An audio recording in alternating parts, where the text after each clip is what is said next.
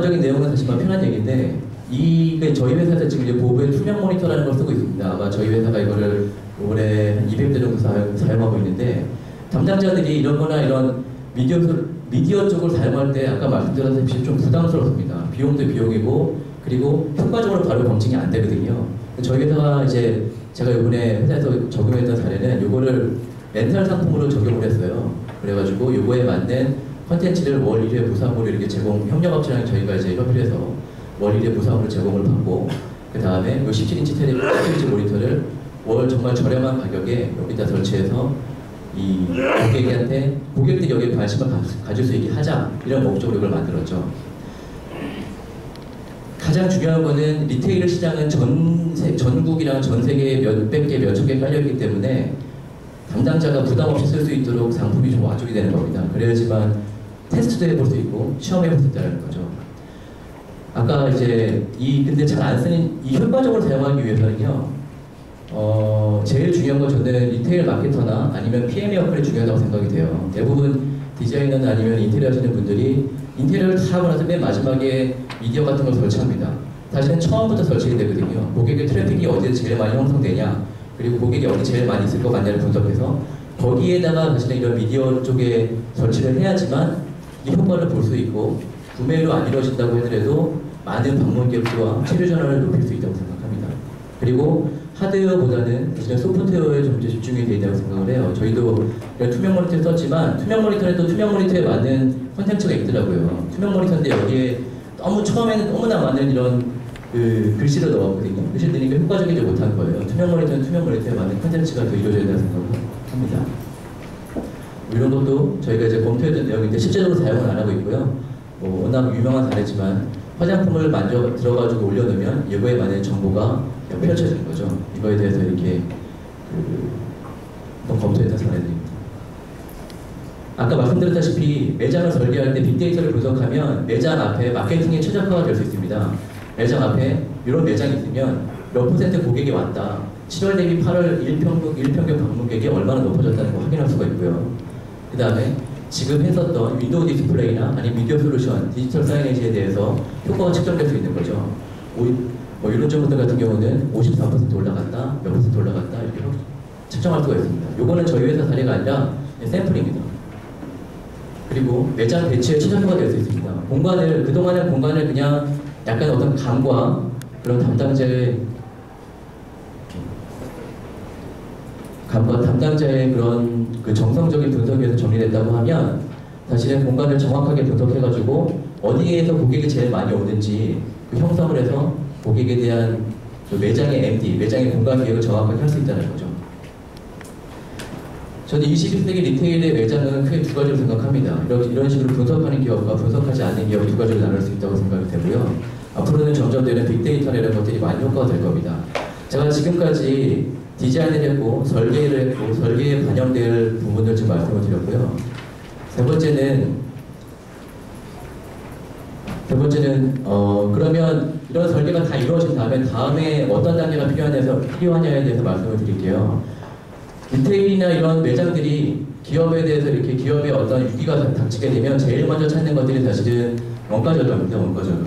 그래서 여기도 있지만 이 코스트 리덕션이나 아니면 매장에 들어가는 원가에 대해서 절감하는 얘기들이 굉장히 많이 나옵니다. 그리고 매장에서 어떤 마케팅 수단을 쓰더라도 그게 ROI를 분석되기 어려운데 매장에서 제조 원가가 감소되면 그거는 정확하게 우리가 BEP에 반영되기 때문에 매장에 대한 매출이 상승하는 효과를 볼 수가 있는 거죠. 그러기 위해서 가장 첫 번째로 우리가 거쳐야 될 단계는 대부분 회사에서 하고 있지만 정확하고 경쟁력 있는 비딩 프로세스입니다. 비딩만 제대로 한다고 하더라도 정확한 업체를 선정할 수가 있고요. 매장의 약 20% 이상의 원가 절감이 효율적으로 이루어질 수 있는데 대부분 회사들이 리테일 쪽에 있는 회사들이 비딩에 대해서 이렇게 좀 어려운 게 많아요. 왜냐하면 시급성이 있게 막 비딩을 해야 되기 때문에 건축이나 아닌 다른 업종들은 정확한 스펙이나 이런 걸 뽑아놓고 비딩을 하는 반면 리테일 쪽은 그런 부분에 있어서 다 어려운 부분이 있습니다. 어떻게 되냐 그러면 비딩을 효과적으로 할 수 있는 방법이 뭐가 있냐를 좀 말씀드리면 제가 끝날 시간이 얼마 안 남아서 말이 좀 빨라졌습니다. 1호 매장이나 2호 매장까지는 사실은 디자인하는 업체한테 수위를 배정하는 게 굉장히 효과적입니다. 그 다음에 나머지 확산형 매장은 단가를 좀 낮춰가지고 그 단가에 대해서 이제 새로운 업체를 선정해서 단가 경쟁력 있는 업체를 가는 거죠. 그런 걸 이제 표현하는 시스템이고요. 매장 집기에서 매장 집기를 매장을 구성하는 것 중에서 가장 큰 게 매장 집기입니다. 매장 집기는 뭐를 말씀드리냐면 매장에 들어가는 가구나 아니면 이런 위에 올려놓은 선반을 말씀드리는데 매장에서 담당자들이 이거를 오늘 여기 말씀하시는 이런 어떤 미디어 이런 쪽을 쓰려면은요 매장에서 지금 있는데 더 투자하는 것보다는 사실 매장에 이미 들어가 있는 거를 아까 같은 프로세스를 통해서 원가 절감을 한 뒤에 그 원가 절감한 걸로 새로운 마케팅 수단을 이용하는 게 굉장히 효과적이거든요. 그러기 위해서 사실 첫 번째로 가장 필요한 게 저는 집기의 모듈화랑 표준화라고 생각이 됩니다. 그래서 매장에서 약 40% 이상을 차지하는 집기를 표준화시키고 모듈화시켜서 그 원가 절감된 금액으로 다른 효과적인 마케팅 미디어를 이용하는 거죠. 집기의 모듈화만 표준화가 된다고 해도 실질적으로 매장의 20%에서 많게는 50%까지 원가 절감이 가능합니다. 이런 집기의 원가 절감을 통해서 조명이나 이런 인터랙티브 TV 아니면은 디지털 사이네지 등에 대한 투자가 가능한 거죠.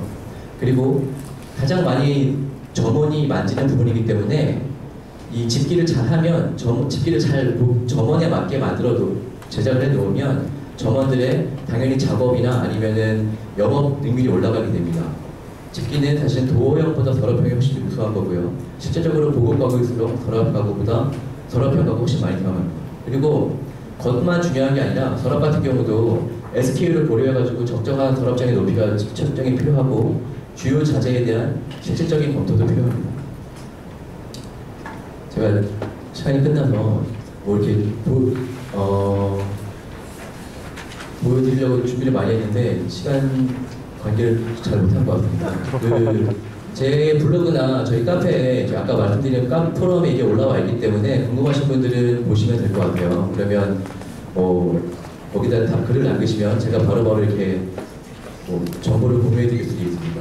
그래서 아까 말씀드렸다시피 RCM은 매장에서 매장을 확대시키고 매장을 관리하는 데 있어서 가장 효과적인 저는 시스템 관리 체계라고 생각이 됩니다. 그래서 제가 시간 배분을 잘못해가지고 여기 다 못 보여드린 점 정말 죄송하게 생각하고요.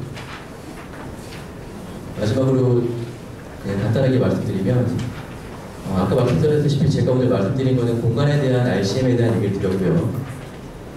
RCM이라는 걸 하게 되면 첫 번째로는 공사비 절감이 이루어집니다. 그리고 두 번째는 시공 수준 같은 향상이 돼서 매장이 조금 더 고객한테 관리자한테 편하게 다가갈 수 있고요. 네 번째는 올바른 매장, 그러니까 점주가 신뢰성할 수 있고 기업이 리즈너블한 매장들이 증가될 수가 있고요. 마지막으로는 브랜드 아이덴티티가 정확하게 구축될 수 있다는 거죠.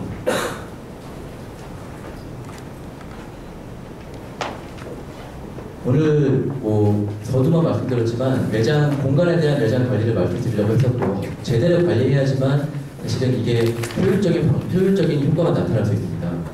관리하는 방법은 아까 말씀드린 대로 RCM이라는 방법으로 관리할 수가 있고 관리하게 되면 경제성이나 시공 품질, 신뢰도나 브랜드 이미지에 대해서 얻을 수 있고 무엇보다 오늘 여기서 이렇게 많은 분들이 관심을 가지고 계실 디지털 사이네이지에 대해서 효과적으로 쓸 수 있는 비용이나 아니면 투자할 수 있는 기회가 생길 수 있다고 생각합니다.